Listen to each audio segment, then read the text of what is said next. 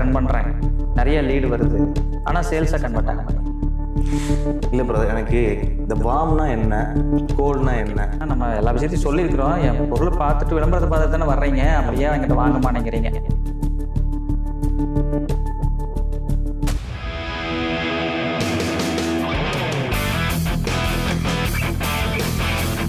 நம்ம நிறைய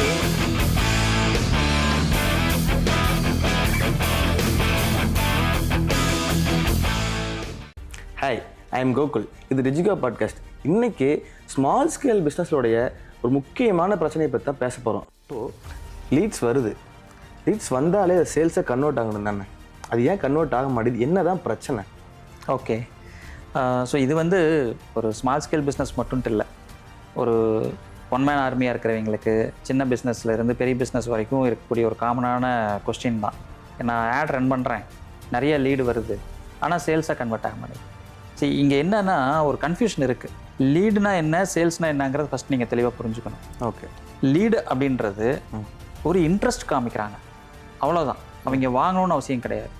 சேல்ஸ் அப்படிங்கிறது பே பண்ணி அந்த பொருளையோ சர்வீஸோ வாங்குறது தான் சேல்ஸ். இப்போ நம்ம ஒரு ஆட் ரன் பண்ணுறோன்னா அதை பார்த்துட்டு ஓகே எனக்கு வந்து இது வந்து வேணுங்கிற மாதிரி எனக்கு தோணுது, ஒரு என்கொயரி போட்டு பார்க்கலாம் அப்படின்னு சொல்கிறாங்க இல்லையா. Just they are showing the interest. Okay, அவ்வளோதான். அதனால் லீடு எல்லாமே சேல்ஸாக கன்வெர்ட் ஆகணுங்கிற அவசியம் கிடையாது. கிளியர். ஓகேங்க. இப்போ என்னென்னா எனக்கு லீட்னா என்ன, சேல்ஸ்னா என்னன்னு ஒரு கிளாரிட்டி வந்துருச்சு. இப்போது இன்னும் எனக்கு என்ன தெரிஞ்சுக்கணுன்னா, இப்போ நம்ம ஆட்லேயே நம்ம ப்ராடக்ட்டை பற்றி நம்ம ஃப்யூச்சர்ஸை பற்றி எல்லாமே ஆடில் சொல்லிடுறோம். ஓகே, அதை பார்த்து இன்ட்ரெஸ்ட் இருக்கவங்க தான் வந்து என்கொயரியே பண்ணுறாங்க. ஆமாம், அந்த இன்ட்ரெஸ்ட் இருக்கவங்களே ஏன் சேல்ஸை கன்வெர்ட் ஆக மாட்டேறாங்க? ஓகே, புரியுது. ஏன்னா நம்ம எல்லா விஷயத்தையும் சொல்லியிருக்கிறோம். என் பொருளை பார்த்துட்டு விளம்பரத்தை பார்த்து தானே வர்றீங்க, அப்படியே என்கிட்ட வாங்க மாட்டேங்கிறீங்க. அதுதான் நான் ஸ்ட்ரைட்டாகவே பேசிடுவோம். சரி, இப்போது சைக்காலஜி நம்ம ஃபஸ்ட்டு புரிஞ்சுக்கணும். இப்போ நம்மளே ஒரு பொருள் வாங்க போகிறோம்னா நம்ம என்ன பண்ணுவோம், ஒரு 4 கடைக்கு போவோம், ஃபஸ்ட்டு என்கொயரி பண்ணுவோம், விலை கேட்போம், இந்த கடை விட அந்த கடையில் என்ன இருக்குதுன்னு கம்பேர் பண்ணுவோம், இவங்க நம்மளுக்கு பொருள் கொடுப்பாங்களா இல்லையான்லாம் பார்ப்பாங்க. இத்தனை விஷயத்துக்கு அப்புறமா தான் நம்மளே ஒரு பொருள் வாங்குவோம். அதே மாதிரி தான் இங்கேயும் நடக்கும்.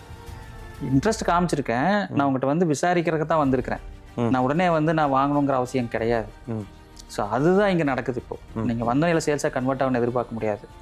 ஒரு 100 லீடு வருதுன்னு வச்சுக்கோங்களேன், ஒரு ஏவரேஜாக ஒரு 10லேருந்து 15 லீடு வந்து சேல்ஸாக கன்வெர்ட் ஆகலாம்.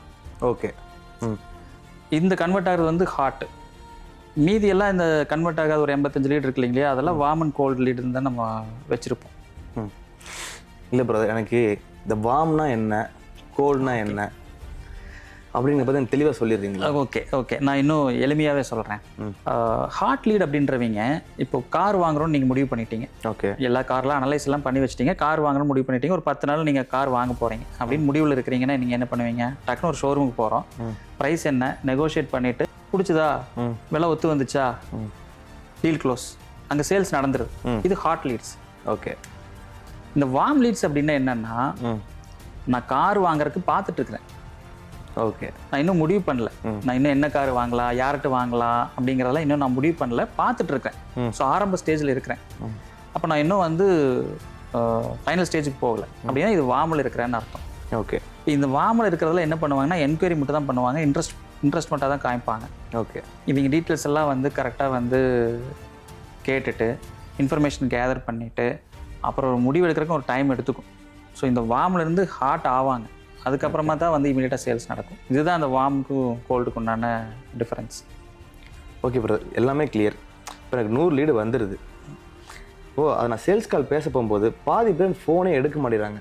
ஓகே, அப்போது அந்த அந்த லீட்ஸ் எல்லாம், ஃபோன் எடுக்காத லீட்ஸ் எல்லாமே வேஸ்ட்டு தானே? இங்கே வேஸ்ட்டுன்னு நம்ம சொல்ல முடியாதுங்க. ஏன்னா சரி, இப்போது நம்மளுக்கே வந்து ஒரு பொருள் வேணும்னா ஒரு என்கொயரி பண்ணுறேன்னா திருப்பி கூப்பிட்றப்ப நான் பிஸியாக இருக்கலாம். ஓகே, இல்லை எனக்கு வந்து இப்போ நாம் கால் பண்ணுறீங்கன்னு வச்சுக்கோங்களேன், உங்களுடைய நம்பர் அவங்களுக்கு தெரிஞ்சிருக்கணும்னு அவசியம் கூட இல்லை. அன்னோன் நம்பர்லேருந்து வருதுன்னா நானும் கூட நிறைய தடவை எடுக்க மாட்டேன். ஓகே, கரெக்ட் தான். உடனே வந்து எடுக்கணும்னு அவசியம் கிடையாது. அப்போ லேட் ஆகலாம். ஓகே, சில டைமில் என்ன நடக்கும்னா, நான் அந்த ஆட் பார்த்தோன்னே ஒரு ஆர்வ கோளாறில் அது என்னென்னு தெரிஞ்சுக்கலான்ட்டு இன்ட்ரெஸ்ட் காமிச்சிருப்பேன். ஃபோன் பண்ணுறப்போ சரி இது வேண்டான்னு முடிவு பண்ணிவிட்டு அதை அட்டன் பண்ணாமல் கூட இருக்கலாம். ஸோ இந்த 3 கேஸுமே நடக்கும். ஓகே, அதனால் அது வேஸ்ட்டுன்னு விடக்கூடாது. நம்ம ஓகே அதை ப்ராப்பராக நம்ம ஃபாலோ பண்ணுறது மூலயமா அவங்கள கொஞ்சம் கொஞ்சமாக சேல்ஸ் நோக்கி நம்மளால் நகர்த்த முடியும். ஓகே. இப்போ பிரதர், இந்த ஃபோன் எடுக்காதவங்களுக்கு ஃபாலோ பண்ணணுங்கிறீங்க. இந்த ஃபாலோ அப்னா என்ன, எப்படி பண்ணணும்? ஓகே.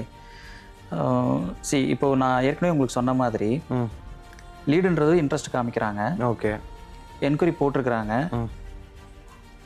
இப்போ நம்மளாக இருந்தாலும் என்ன பண்ணுறோம், ஒரு 4 கடைக்கு போய் பார்த்து வாங்குறப்போ அந்த கடைக்காரங்க நம்மளை திரும்பி என்ன பண்ணுவாங்க, சார் முந்தானே நீங்கள் வந்து பார்த்துட்டு போனீங்க, நீங்கள் பார்த்துட்டு போனது உங்களுக்கு சாட்டிஸ்ஃபைக்கிறது தான், நாங்கள் எல்லாம் என்ன எக்ஸ்பிளைன் பண்ணிட்டோமா அப்படின்னு ஃபஸ்ட்டு கால் வரும். ஓகே. கரெக்டாக நம்ம என்ன பண்ணுவோம், பார்த்துட்டேங்க எங்களுக்கு ஒரு 2 நாள் டைம் கொடுங்க அப்படின்னு சொல்லுவோம். ஓகே. உடனே நீங்கள் என்ன பண்ணணும், நிறைய பேர் என்ன பண்ணுவாங்கன்னா, சரி நம்ம சொல்லிட்டோம்ல என் வேலை முடிஞ்சதுன்னு விட்டுருவாங்க. இப்போ அந்த இடத்துல ஃபாலோஅப் நடக்காது. இப்போது அடுத்த ஃபாலோஅப் நீங்கள் கரெக்டாக பண்ணணும். என்ன பண்ணணும், சார் நீங்கள் எனக்கு 2 நாள் கழிச்சு கால் பண்ண சொன்னீங்க, நீங்கள் முடிவு பண்ணிட்டீங்களாங்க சார், வேறு ஏதாவது டவுட் இருக்கா, ஏன் இன்னும் டெசிஷன் எடுக்காமல் இருக்கிறீங்க அப்படின்னு சொல்லி அடுத்த ஃபாலோஅப் பண்ணணும். என்ன இன்னொரு கேஸில் என்ன நடக்குன்னா, சரிங்க சார் எனக்கு எல்லாம் ஓகே தான், சரி நான் எதுக்கு பார்ட்னர்கிட்ட கேட்டு சொல்கிறேன், இல்லை வீட்டில் கேட்டு சொல்கிறேன் இப்படின்னு சொல்லுவாங்க. நம்ம என்ன பண்ணுவோம், அவங்க திருப்பி கூப்பிடுவாங்கன்னு விட்டுருவோம். இங்கே என்ன ஆகுதுன்னா, நான் ஒரு ஃபோன் பண்ணிட்டேன் அவங்ககிட்ட இருந்து ரெஸ்பான்ஸ் இல்லை அப்படின்னா அப்படியே விட்டுறோம். இங்கே தான் அந்த ஃபாலோஅப்புங்கிறத நான் முக்கியம்னு சொல்ல வரேன். ஸோ நம்ம திரும்ப திரும்ப அவங்களுக்கு கால் பண்ணி ஏன் வண்ணம் வாங்காமல் இருக்கிறாங்கங்கிறத அண்டர்ஸ்டாண்ட் பண்ணி அவங்களை கொஞ்சம் கொஞ்சமாக நம்ம வந்து சேல்ஸ் நோக்கி நகர்த்தணும். இதுதான் அந்த ஃபாலோ ப்ராசஸ்ன்னு நம்ம சொல்கிறோம். ஓகே. இப்போ நீங்கள் சொல்கிறத பார்த்தா ஒரு பெரிய வேலையாக இருக்கும் போல் பிரதர். இப்போ என்னென்னா சேல்ஸ் டீமு, சப்போர்ட் டீமு இதெல்லாம் வச்சுக்கிட்டு தான் டிஜிட்டல் மார்க்கெட்டிங் பண்ணவே வரணும் போல். இல்லை அப்படி இல்லை, எனக்கு புரியுது. என்னடா நான் வந்து லீடு எடுக்கணுங்கிறாங்க, வாமுங்கிறாங்க, கோல்டுங்கிறாங்க, ஃபாலோஅப்புங்கிறாங்க, இது பெரிய ப்ராசஸாக தெரியுது அப்படிங்கிறாங்க. சரி, நான் அப்படி சொல்ல வரல. சரி, இதில் ஒரு விஷயத்தை நம்ம என்ன புரிஞ்சுக்கணும்னா, லீடு நம்ம ஆடு போட்டோடனே லீடு வந்துடும், உடனே சேல்ஸ் நடந்துடும் நம்ம நினைக்கிறோம். அது அப்படி நடக்காதுங்க. ஓகே. லீடு வரணும், லீடு வந்ததுக்கப்புறம் அவங்களை கரெக்டாக ஃபாலோ பண்ணணும், அவங்களுக்கு என்ன இன்ஃபர்மேஷன் நம்ம கொடுக்கணும், அவங்களுக்கு நம்ம மேலே நம்பிக்கை வரணும். கண்டிப்பாக நம்பிக்கை வர வைக்கிறது நம்ம வேலை. இதுக்கெல்லாம் ரெடி ஆகாமல் நம்ம வந்து டிஜிட்டல் மார்க்கெட்டிங் போயிட்டோம்னு வச்சுக்கோங்களேன், என்ன ஆகும், லீடு வந்துடும், நம்ம பேசாம விட்டோம்னு வச்சுக்கோங்க, கம்பெனியோடைய ரெப்புடேஷன் ஸ்பாயில் ஆகிடும்.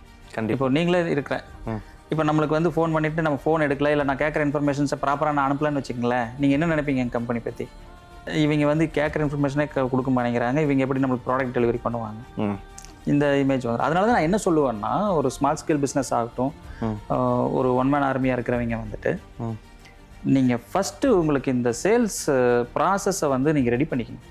ஓகே. மார்க்கெட்டிங் போகிறதுக்கு முன்னாடி இதை ஃபஸ்ட்டு ப்ராப்பராக நீங்கள் ரெடி பண்ணிக்கணும்.